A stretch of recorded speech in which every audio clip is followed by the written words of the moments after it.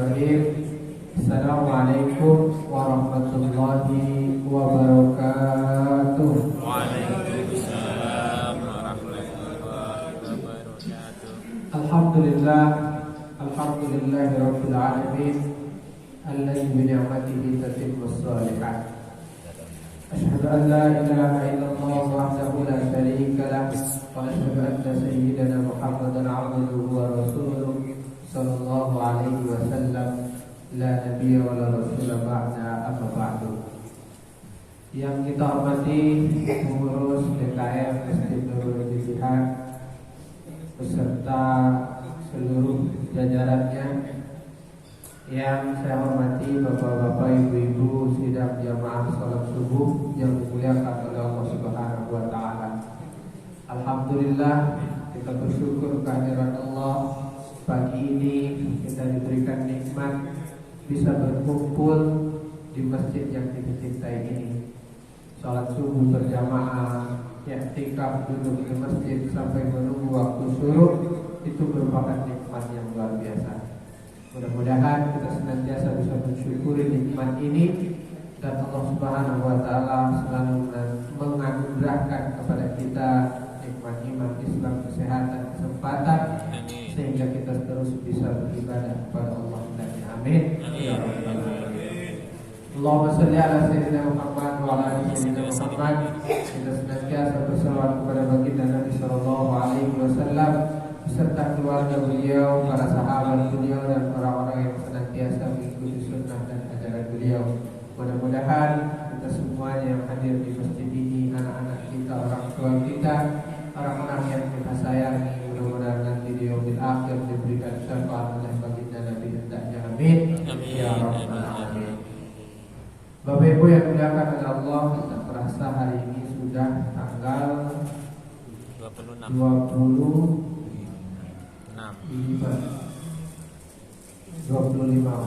Maret.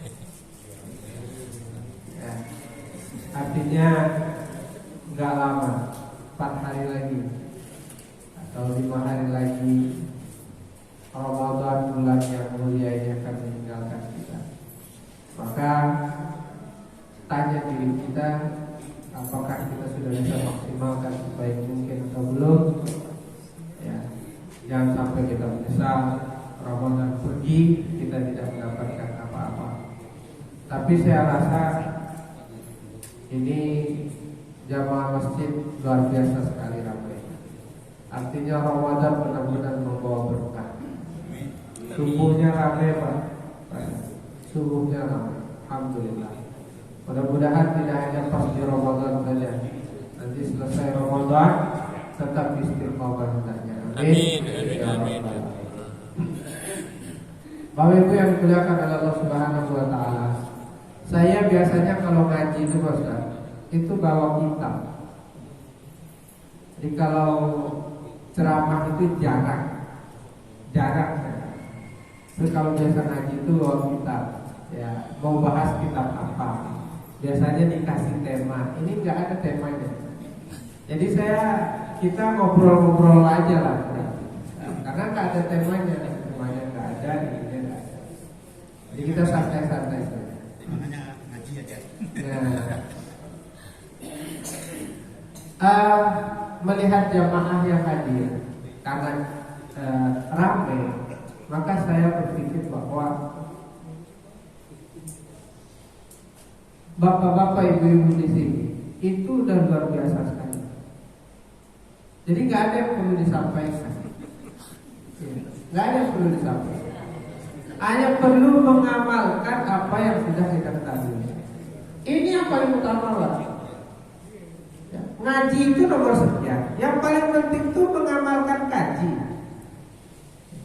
mengamalkan ilmu.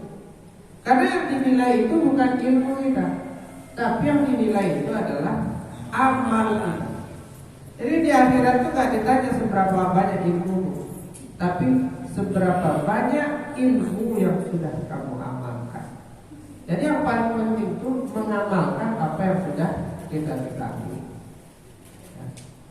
Jadi kalau tinggalkan maksiat 100%, nggak ada cerita. Kalau maksiat udah tinggalkan kalau bisa. Kalau ibadah semampu kita.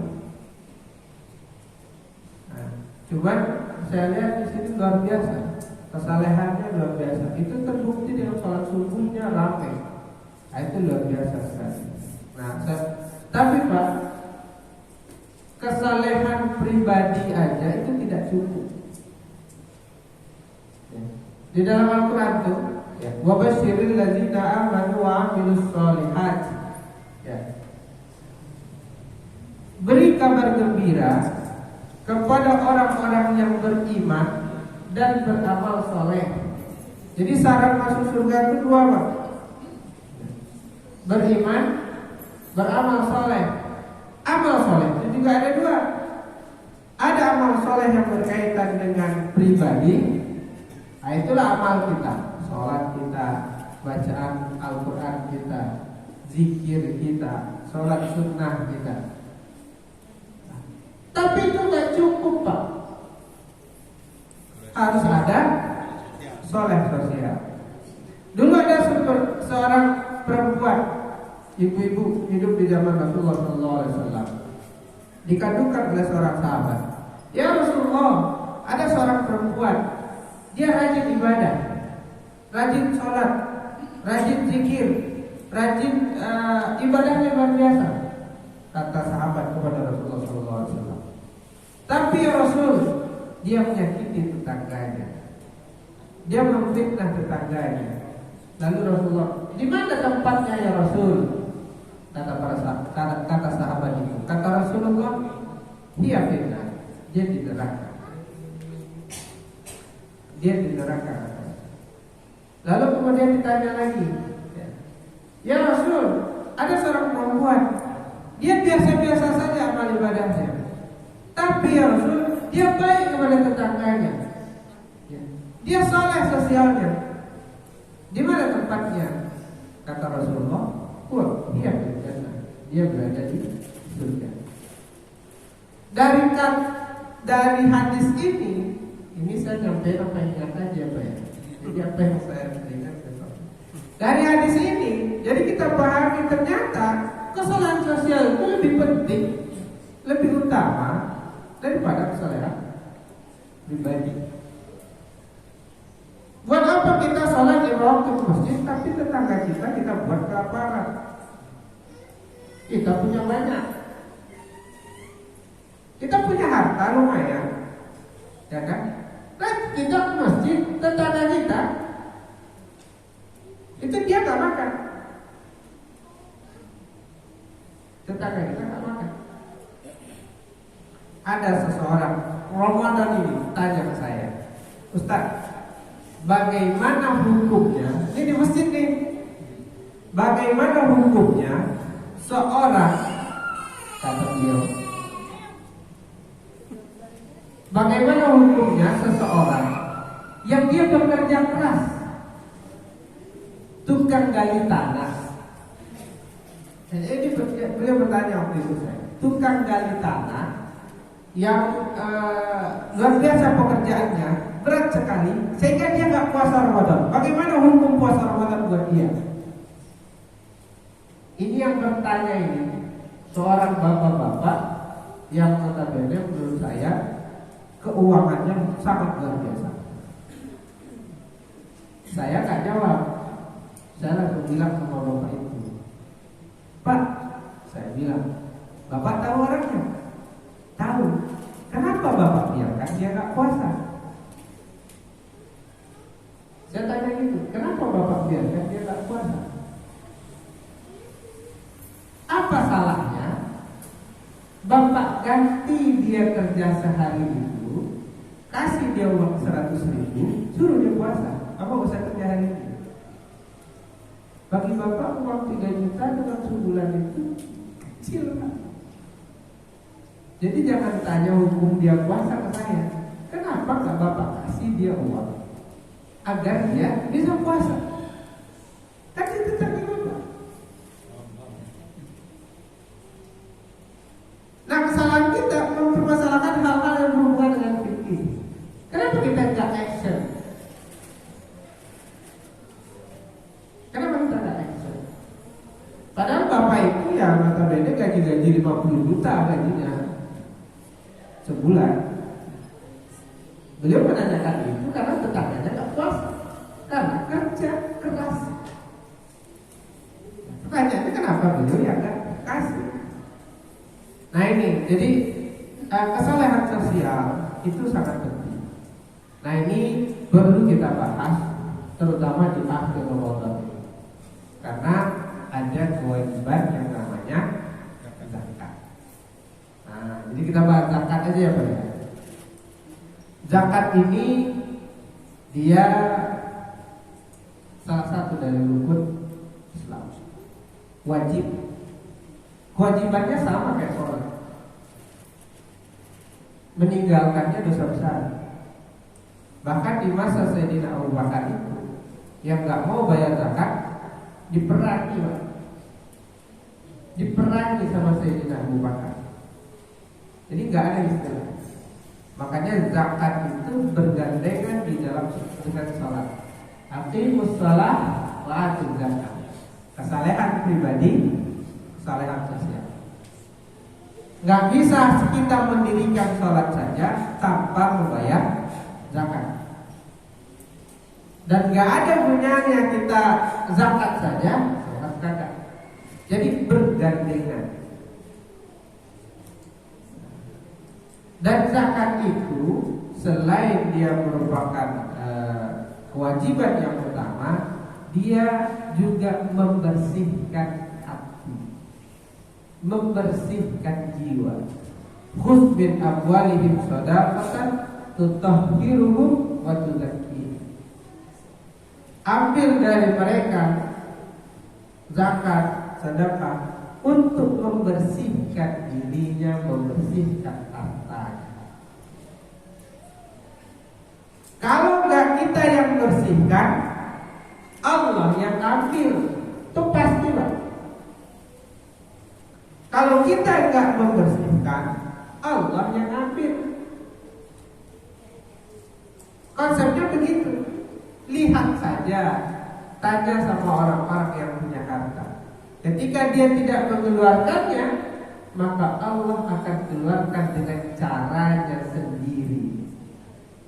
Kenapa? Karena Allah sudah katakan, wa fi amwalikum haqqun lis-sa'ili wal mahrum. Dalam harta kalian itu ada hak orang lain.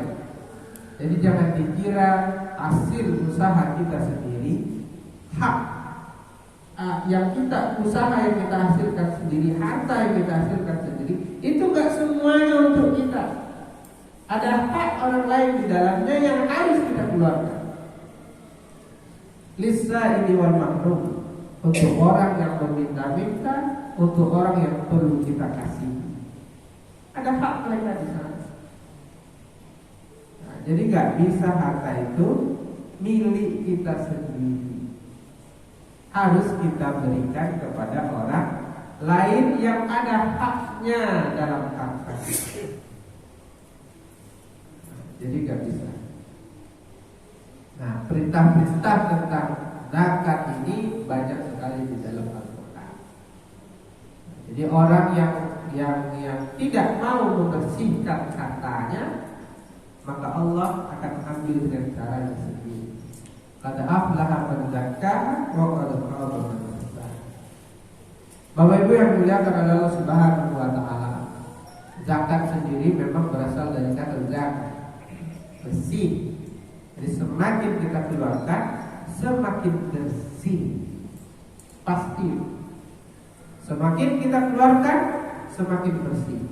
Dan tidak akan pernah berkurang harta kita.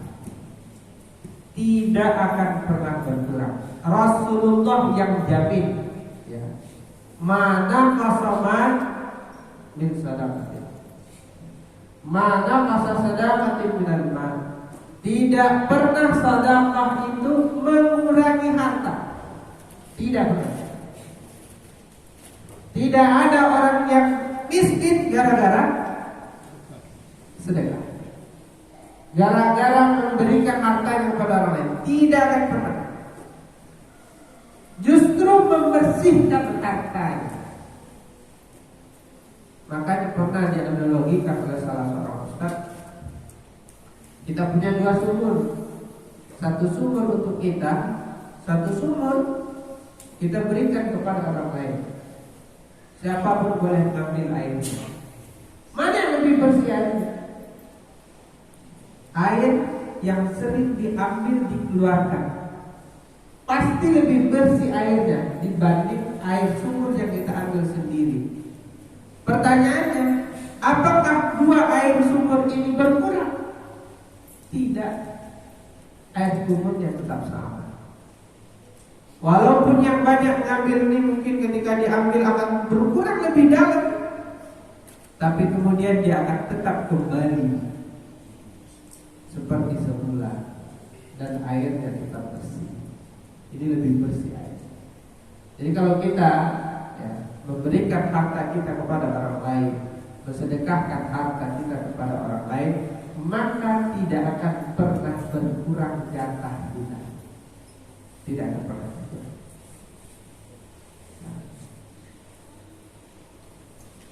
Bapak Ibu yang dimuliakan oleh Allah Subhanahu wa taala, di dalam Islam, dalam agama kita zakat itu ada 2. Yang pertama, zakat fitrah.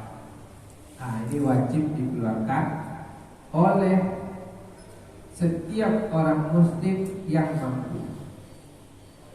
Wajib dikeluarkan setiap Ramadan. Untuk siapa? Untuk semua orang yang hidup di akhir Ramadan yang melihat matahari terbenam. Dia wajib mengeluarkan zakat fitrah. Nggak ada istilah mau besar kecil, asal dia hidup. Bayi yang baru lahir ya, di akhir Ramadan baru lahir, wajib dikeluarkan zakat fitrahnya oleh orang tuanya. Semua jiwa wajib. Berapa besarannya?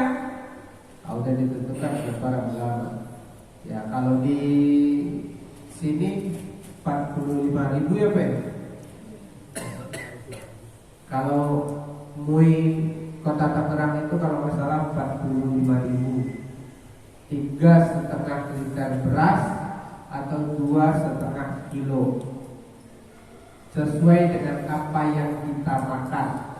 Semakin banyak semakin bagus.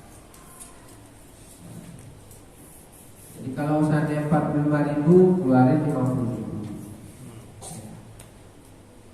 Nah, bagaimana kalau dalam mazhab Syafi'i yang dikeluarkan itu makanan pokok? Bolehkah dengan uang? Kata MUI boleh.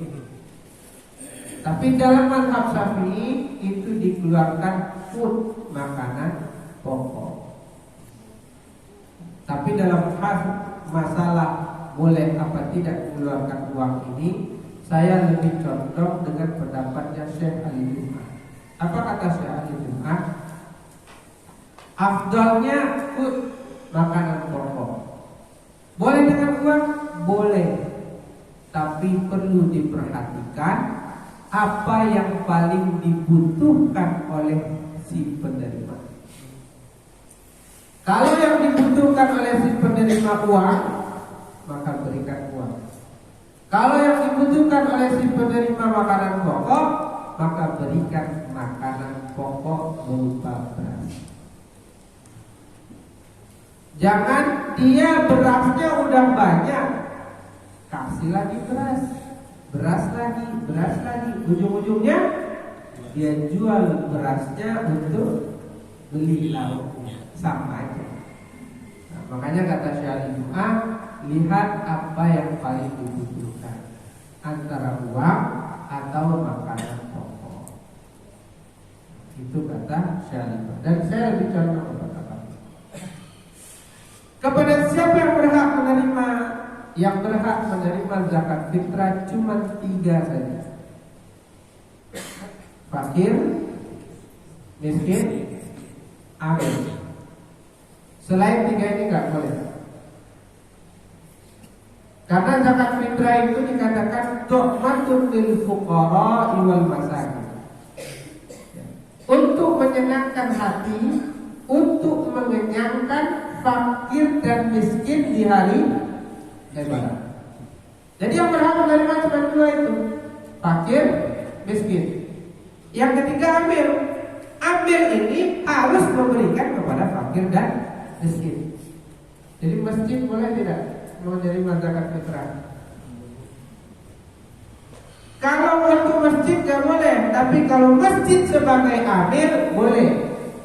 Masjid kumpulkan zakat fitrah, nanti masjid berikan kepada yang berhak.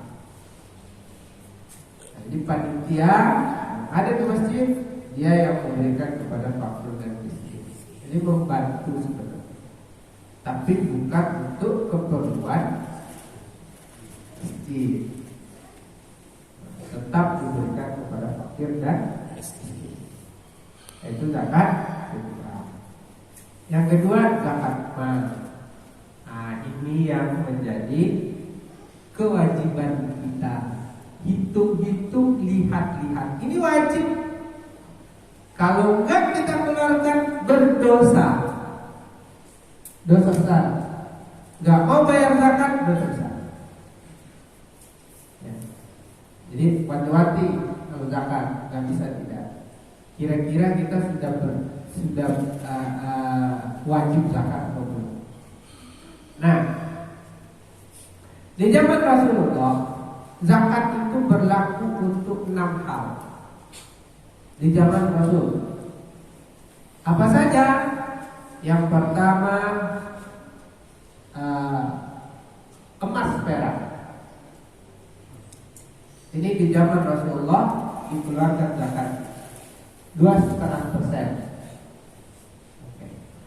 Yang kedua ada namanya hasil pertanian. Ini dikeluarkan zakatnya tergantung kepada bagaimana cara menanamnya. Tapi hasil pertanian ini syaratnya harus makanan pokok. Kalau di kita ya padi.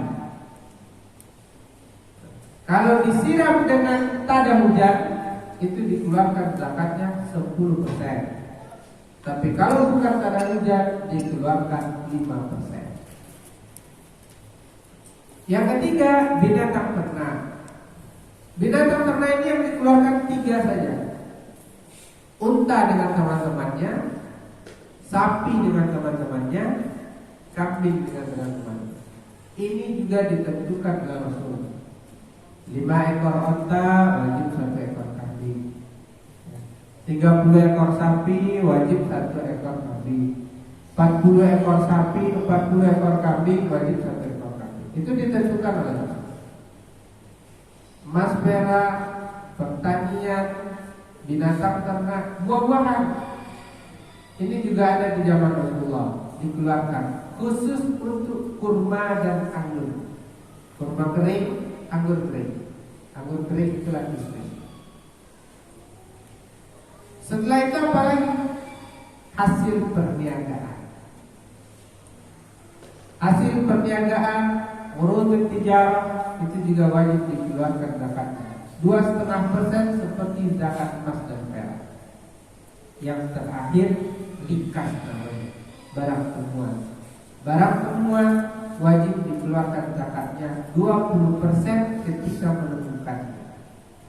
Kalau kita menemukan harta karun, maka wajib kita keluarkan 20%.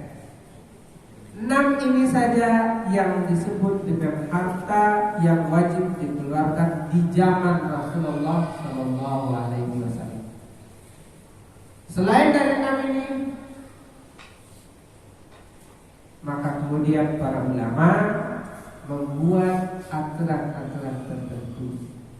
Ada yang namanya zakat profesi, ada yang namanya zakat mal per tahun dan lain sebagainya. Walaupun di zaman Rasul tidak ada, tapi ini perlu untuk kita kaji. Di zaman Rasul gak ada orang mengeluarkan zakat ayam, gak ada.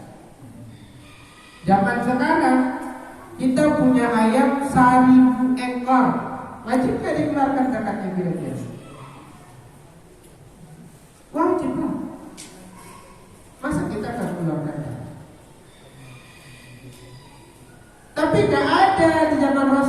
mengeluarkan zakat ayam itu? Kalau nggak ada zaman Rasul, terus nggak kita keluarkan? Nah, ini yang jadi pertanyaan. Kita punya mangga 1000 batang. Di zaman Rasul nggak ada orang mengeluarkan zakat mangga. Apakah kita tidak akan mengeluarkan zakat?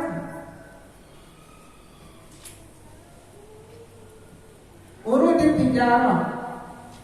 tijarah, orang berniaga dalam setahun dapat 85 gram emas.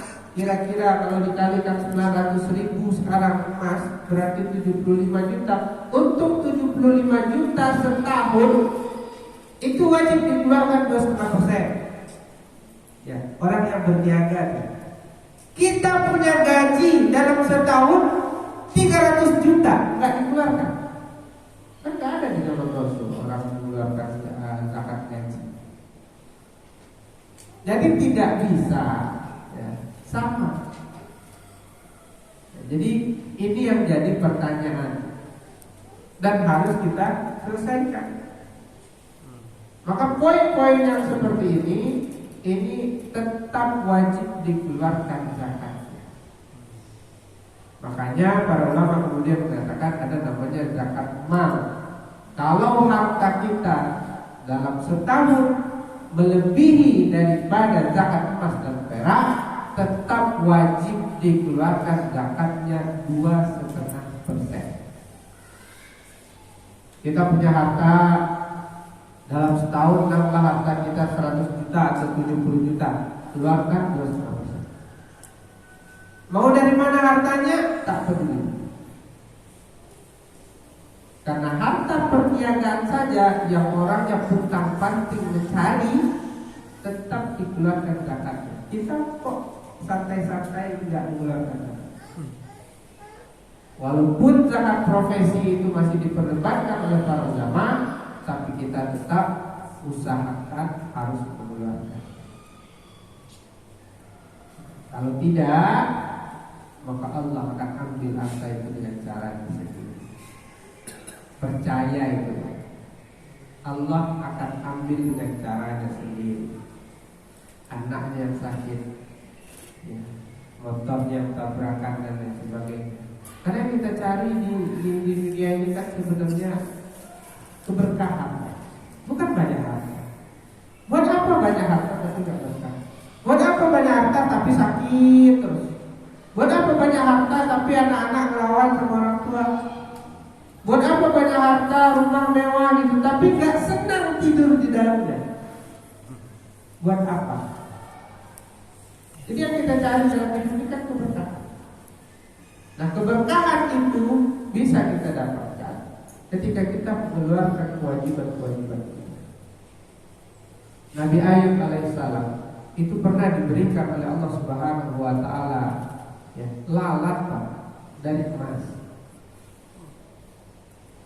Datang aja lalat banyak-banyak ke Nabi Ayub, nempel di badan Nabi Ayub, emas lalatnya. Dikibasin oleh Nabi Ayub, jatuh sampai jatuh ke lalat. Apa kata Allah? Ya, Ayub, kamu nggak mau emas yang aku kasih, lalat emas yang aku kasih. Apa kata Nabi Ayub? Aku nggak butuh harta ya Allah, yang aku butuh adalah keberkahan. Jadi apa yang penting itu dalam hidup ini berkah. Biar sedikit tapi berkah. Lebih bagus lagi banyak berkah. Maka yang dicari itu adalah keberkahan. Nah, maka salah satu cara mendapatkan keberkahan itu adalah dengan kita mengeluarkan hak-hak. Kalau enggak, Allah akan ambil dengan cara yang sendiri. Bapak Ibu yang dimuliakan oleh Allah Subhanahu wa taala, kita sampai jam berapa ini? 5.54 ya. Lalu diberikan kepada siapa? Nah, diberikan kepada asnaf yang 8. Asnaf yang 8 kita sudah tahu semua, ya kan? Fakir, miskin, hamil, lari, orang yang dililit utang, riqab, kemudian fisabilillah, ibnu sabil, amil dan lain sebagainya. boleh kita berikan zakat harta kita kepada asnaf yang 8 ini. Untuk pembangunan masjid boleh, boleh. Untuk santunan yatim boleh, boleh. Tapi untuk mengeluarkan zakat itu dia berurutan. Penerimanya itu berurutan. Cari fakir dulu. Kalau fakir tidak ada, miskin. Kalau miskin tidak ada, amil. Kalau amil tidak ada, gharim. Begitu. Jadi ada urutannya. Usahakan sesuai dengan urutannya. Karena fakir lebih butuh daripada miskin. Fakir lebih butuh daripada miskin. Bapak Ibu yang dimuliakan oleh Allah, jadi kita itu pembukaan. Jadi kalau ada yang perlu kita diskusikan, mari kita diskusikan. Ada waktu sekitar 10 menit.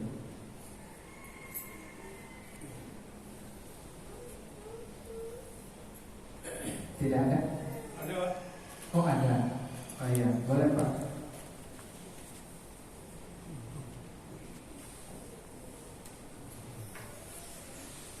Terima kasih. Assalamualaikum warahmatullahi wabarakatuh.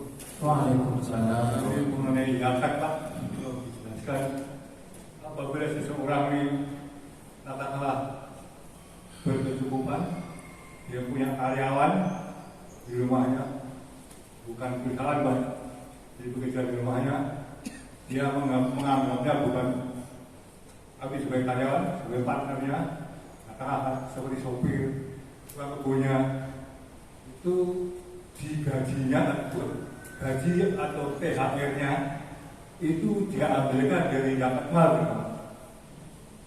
Jadi gaji sopir atau THR sopir atau THR tukang kebun, gaji tukang kebun, gaji pembantu, THR pembantu itu diambilkan dari zakat mal.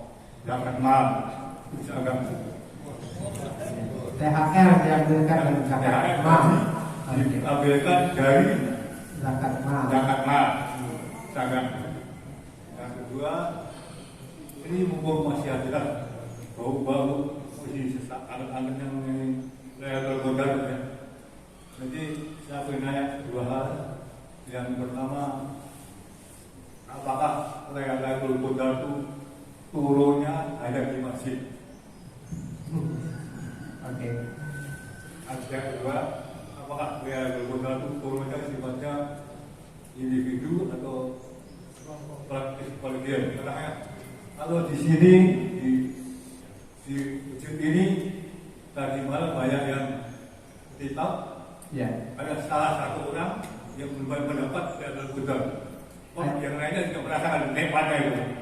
Oh. Bahwa cuma dia pribadi. Oke. Terima kasih. Wassalamualaikum warahmatullahi wabarakatuh. Waalaikumsalam warahmatullahi wabarakatuh. Yang pertama, THR dikeluarkan dari zakat mal. Pertanyaannya simpel saja. Yang dapat THR itu berhak menerima zakat apa tidak? Kalau dia berhak menerima zakat, maka boleh diberikan kepada dia, mau namanya THR, mau namanya sedekah, kan THR itu sedekah sebenarnya. Kecuali THR yang berupa kewajiban, itu bukan sedekah, namanya wajib. Ada THR yang wajib? Ada. Jika tertulis dalam aturan kepegawaiannya bahwa wajib dikeluarkan, maka tidak boleh diambilkan dari zakat mal. Tapi jika itu bukan kewajiban, jika itu berupa sedekah, ya, maka dia boleh mengeluarkannya dari zakat mal dengan syarat yang menerimanya adalah yang berhak. Kalau yang menerimanya nggak berhak, nggak boleh.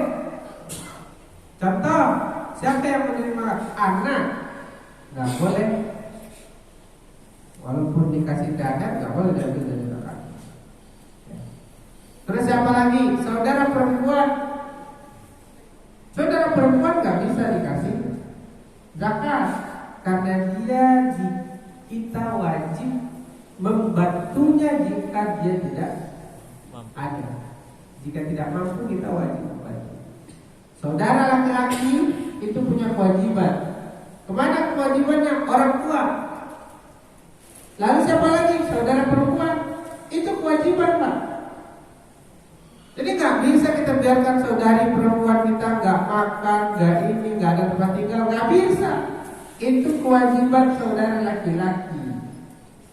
Jika dia tidak punya suami, ya. Jikapun dia punya suami, kita tetap harus membantunya, tapi dalam keadaan sebagai saudara. Tetap tidak boleh dikeluarkan zakat kepada mereka. Jadi poinnya itu, Pak. Kalau dia THR itu bukan kewajiban, boleh diambilkan dari zakat harta. Dengan syarat yang menerima THR itu adalah yang berhak. Lalu pilih-pilih juga. Kalau bisa zakat ini walaupun tidak wajib disebutkan, tapi kira-kira jika orangnya tidak mau menerima zakat, tanya dulu. Karena tidak semua orang mau menerima zakat. Berbeda dengan sedekah. Kalau sedekah hibah semua orang mau. Tapi kalau zakat banyak yang nggak mau. Karena zakat itu adalah kotoran harta. Makanya para habaib nggak boleh menerima zakat. Ya, keturunan Rasulullah Bani Hasyim Bani Muthalib tidak boleh menerima zakat. Bukan hanya habaib. Habaib keturunan Rasulullah langsung. Bani Hasyim Bani Muthalib itu tidak hanya keturunan Rasul. Bani Hasyim Bani Muthalib aja nggak boleh menerima zakat. Apalagi para habaib. Jadi kalau ada habaib yang minta zakat itu habaib kawin. Nggak ada istilah habaib minta zakat. Nggak boleh. Tapi kalau infak, sedekah silakan. Nggak boleh. Nah, makanya kalau kita mau mengeluarkan zakat, kita tanya dulu, ya. Dia kira-kira kalau dikasih zakat nggak apa-apa. Nah, kebanyakan sekarang para ustaz-ustaz kadang dari pandangan saya lucu menurut saya. Kecuali ustaznya menerima lalu memberikan kepada yang lain. Dulu orang nitip zakat ke ustaz, dia benar. Ngirim zakat ke kiai benar, tapi bukan buat kiainya, buat disalurkan lagi. Karena kiai inilah yang tahu mana yang dia butuh. Karena jamaahnya kan banyak. Nah sekarang ustaz terima zakat untuk keperluan sendiri. Nah udah rancu jadi, ini yang kadang. Nah, tapi poinnya itu apa ya? Jadi zakat itu memang tidak perlu disebutkan jika memang kita tahu oh dia orang miskin dan dia akan menerima zakat. Kita kasih saja. Oh ini ada THR, boleh. Nggak perlu disebutkan di uang zakat. Tapi kita akan tahu kalau dia dikasih zakat dia nggak akan menolak. Nah, apa-apa. Lalu yang kedua masalah Lailatul Qadar. Lailatul Qadar itu ini memang luar biasa. Jadi khairun min alfi syahr, lebih baik dari 1000 bulan. Nah, istilahnya malam Lailatul Qadar itu malam cutinya malaikat. Malam cutinya malaikat. Jadi dulu ketika Nabi Adam diciptakan oleh Allah, malaikat kan komplit. Makhluk terakhir yang diciptakan, tapi paling mulia. Komplit para malaikat. Ya Allah, bukankah nanti makhluk ini akan menumpahkan darah di muka bumi? Lalu Allah ajarkan kepada Nabi Adam nama-nama, dan hanya dia yang tahu. Akhirnya menjadi manusia paling mulia. Dikasih nafsu dia, dikasih akal dia. Dia bisa beribadah kepada Allah Subhanahu wa Ta'ala walaupun Allah kasih nafsu. Maka kemudian para malaikat berkata, Ya Allah, berikan kepada kami satu hari di mana kami ingin melihat bagaimana manusia itu beribadah kepadamu, walaupun kau kasih dia nafsu, tapi dia tetap ibadah kepadamu. Maka kemudian Allah kasih cuti kepada malaikat ketika malam Lailatul Qadar. Seluruh malaikat-malaikat yang ada di langit akan turun ke bumi pada malam itu. Tentu biiznillah yang Allah izinkan. Tatanazzalu alaihimul malaikatu, akan turun para malaikat pada malam itu. Dan Allah katakan, jika orang mendapatkan malam Lailatul Qadar, nah ketika malaikat sedang melihat dia ibadah itu, dia fokus ibadah, maka malaikat akan mintakan ampun untuknya. Makanya kita harus mencari, taharrau, carilah malam Lailatul Qadar itu di 10 hari terakhir. Makanya Rasulullah itu tidak pernah tidak iktikaf di 10 hari terakhir sampai beliau meninggal.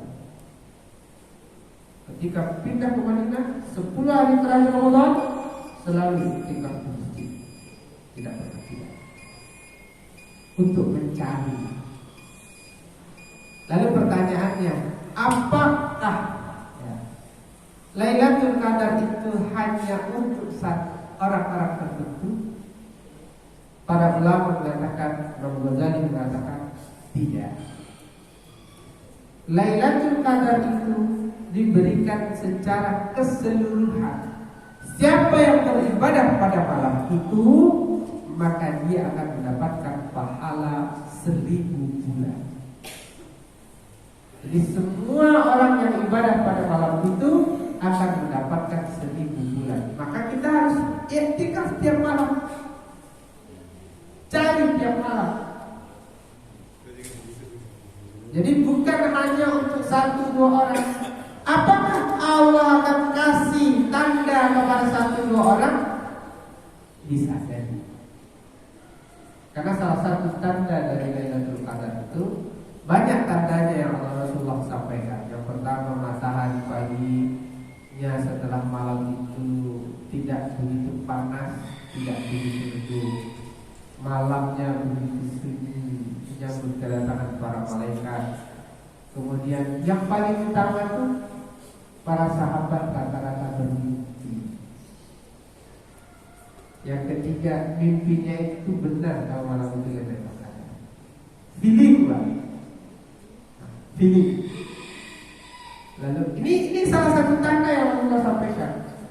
Feeling kalau malam itu Lailatul Qadar. Kemudian salah satu tanda yang lain itu nikmat rasanya ibadah pada malam itu. Lebih nikmat dari yang lain. Jadi siapa yang tahu malam Lailatul Qadar? Tidak ada yang tahu. Tidak ada yang tahu malam itu malam Lailatul Qadar. Tidak ada satu pun yang tahu. Tapi kalau dari feeling, dari tanda-tanda bisa. Kalau dari feeling, dari tanda-tanda bisa. Nah, jadi saya dapat malam Lailatul Qadar, itu susah menjelaskan, menerjemahkannya susah. Setiap kita dapat malam Lailatul Qadar jika kita pada malam itu melaksanakan ibadah. Masalah feeling nggak feeling itu masalah perasaan. Jadi semuanya Pak dapat, bukan 1-2 orang yang memang dia merasa bahwa dia dapat malam Lailatul Qadar. Bukan. Tapi kalau Allah kasih tanda kepada orang bahwa malam itu malam Lailatul Qadar, bisa. Walaupun dia agak digajikan masjid. Apa? Walaupun dia agak digajikan di masjid. Ya, dan malam Lailatul Qadar itu tidak harus dia dapatkan di masjid.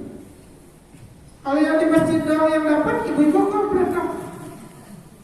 Kalau dia tahajudnya di rumah, jadi tidak hanya didapatkan di masjid, bisa di mana saja. Tapi jika dia melakukan ibadah pada malam itu, maka nilai ibadahnya sama dengan 1000 bulan. Makanya harus kita cari dapat malam Lailatul. Tapi gampang banget sebenarnya caranya. Udah 10 hari terakhir iktikaf, jangan pernah tinggalkan tahajud malam. Udah dapat kita. Setiap malam kita lakukan dapat. Insya Allah. Makanya Rasulullah itu dikatakan kalau udah masuk 10 hari terakhir, dia ikat pinggangnya lebih erat, tinggalkan istrinya, iktikaf di masjid 10 hari terakhir. Jadi nggak ada istilah 10 hari terakhir itu santai-santai kopi, nonton, terus main bulu tangkis, nggak ada. Gape 10 hari terakhir nggak ada. Nanti setelah Ramadan, setelah Ramadan silakan. Mau begadang kayak apa kayak terserah. Tapi kalau pas Ramadan nggak ada istilahnya. 10 hari terakhir itu nggak ada. Stop dulu. Oke. Terima kasih banyak Bapak-bapak. Lagi. Oh masih ada. Satu boleh Pak. Setengah juga boleh. Terima kasih. Assalamualaikum warahmatullahi wabarakatuh. Waalaikumsalam. Waalaikumsalam. Masalah pembagian zakat. Jadi di negeri ini kan dikenal orang yang penerima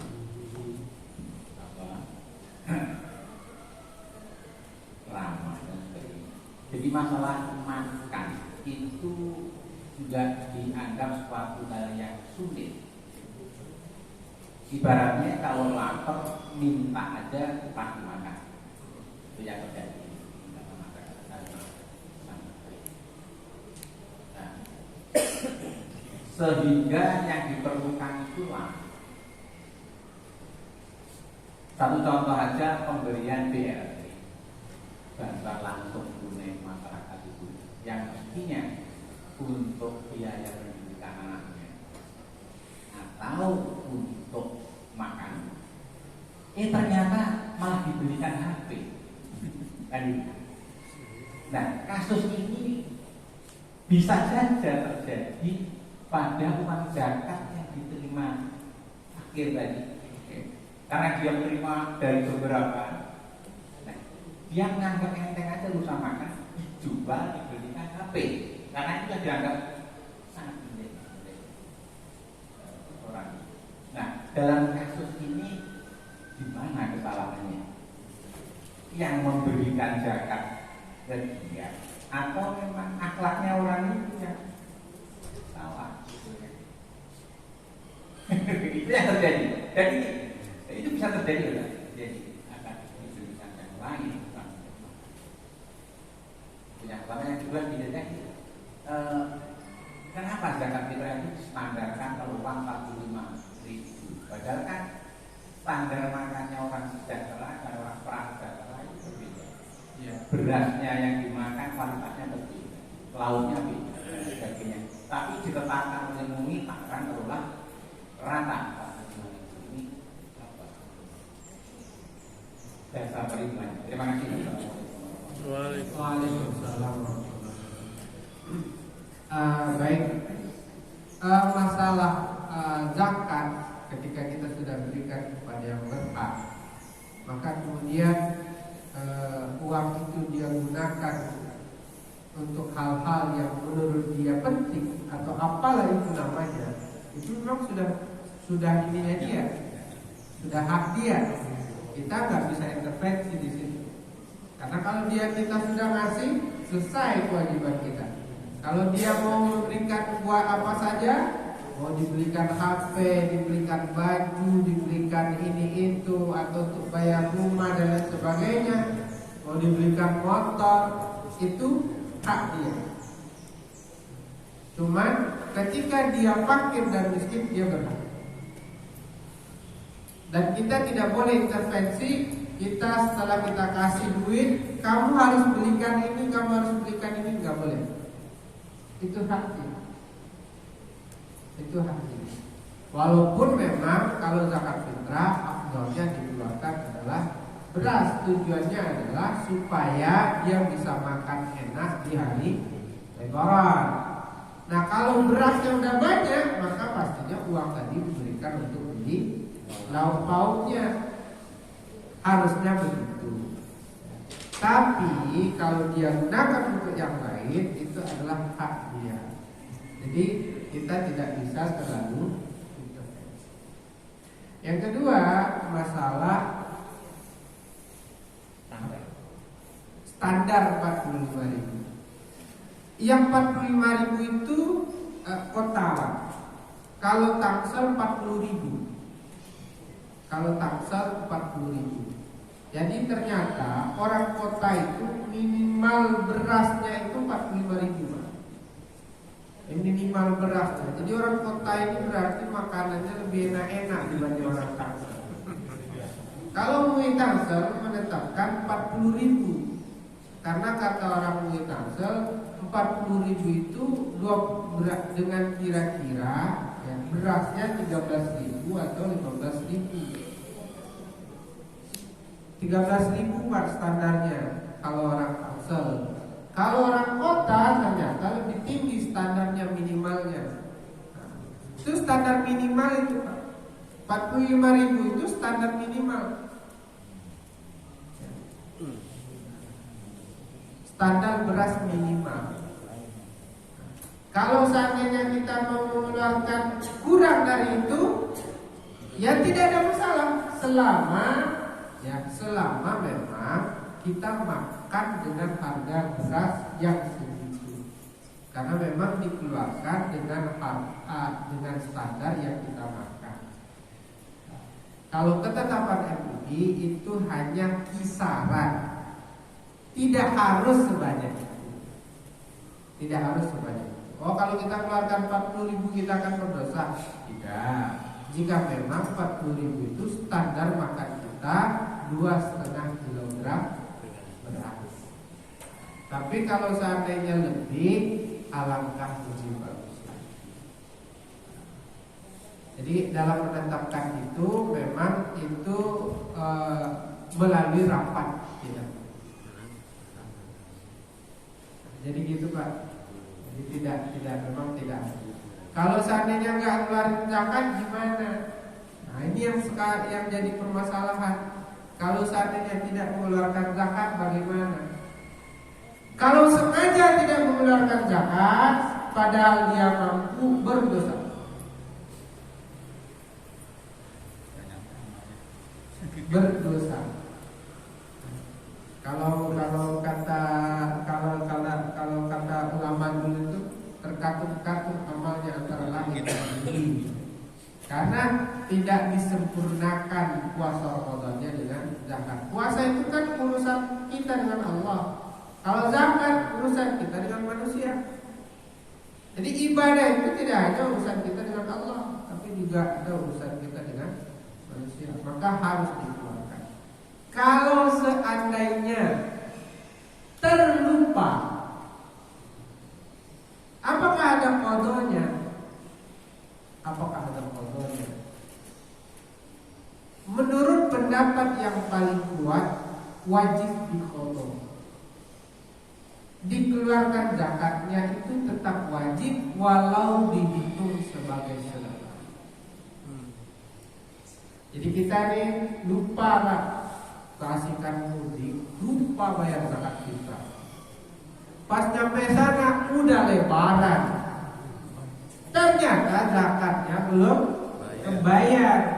Maka pendapat yang paling kuat, dia tetap bayar zakat fitrahnya walaupun setelah lebaran. Tapi hitungannya bukan zakat fitrah lagi, dia dihitung sebagai sedekah. Tapi tetap dikeluarkan. Jadi kalau seandainya takut, keluarkan dari sekarang. Takut lupa, keluarkan dari sekarang. Dulu di zaman Rasul itu kenapa afdalnya sebelum khatib naik mimbar? Karena memang semakin ke sana orang semakin habis tar sebelum lebaran. Nah, tapi kalau pas lebaran dikasih itu lebih afdal. Tapi untuk zaman sekarang enggak, sama aja. Maka lebih afdal ya 2 hari sebelum lebaran itu lebih bagus. Baik, terima kasih banyak ibu-ibu, bapak-bapak semuanya. Waktu yang memisahkan kita, maafkan atas kesalahan saya. Insya Allah kalau kita ada kajian lagi, nanti Pak Sat tinggal bilang kita mau ngaji Ustaz, kaji kita tentang tasawuf, kaji kita tentang fikih. Bagusnya kita pakai kitab baru kita baca. Dan itu biasanya lebih terang. Baik, terima kasih banyak. Mohon maaf yang sebesar-besarnya, maafkan kesalahan saya.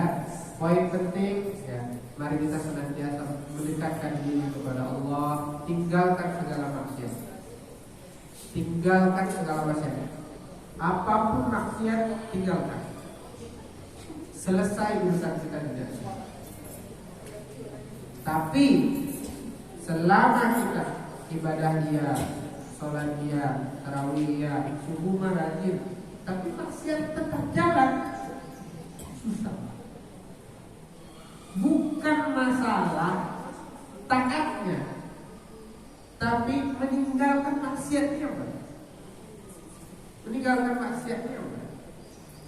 Jadi selama kita bisa tinggalkan maksiat, selesai semuanya, insya Allah. Maka wanti-wanti dengan maksiat. Jaga diri kita agar kita tidak durhaka, agar kita tidak maksiat kepada Allah Subhanahu wa taala. Kalau kita bisa jaga ini, clear. Terima kasih banyak. Maafkan segala kesalahan saya. Wassalamualaikum warahmatullahi wabarakatuh. Baik Bapak Ibu sekalian yang kami hormati, demikian tadi